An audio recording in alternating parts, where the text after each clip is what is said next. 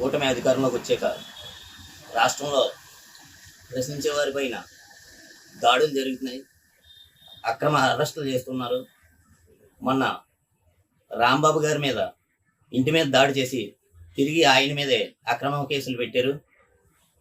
ప్రజలకి చేయవలసిన సంక్షేమాన్ని మరచి ఈరోజు ప్రశ్నించే ప్రతి ఒక్క మీద ప్రభుత్వం ఇలాగా దాడి చేయడం ఎంతవరకు సబబని వైఎస్ఆర్సీపీ తరఫున ప్రశ్నిస్తూ, అదేవిధంగా రాంబాబు గారి మీద వేసిన కేసులన్నీ కూడా ప్రభుత్వం ఉపసంహరించుకోవాలని డిమాండ్ చేస్తూ సెలవు తీసుకుంది.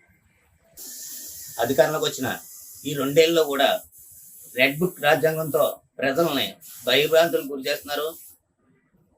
అదేవిధంగా ఇదే విధంగా ఉంటే ప్రజలు చాలా ప్రభుత్వానికి అగెనిస్ట్గా నెక్స్ట్ ఎన్నికల్లో మిమ్మల్ని ఓటమిని చూసేటట్టు చేయడం మాత్రం ఖాయమని చెప్తున్నాను.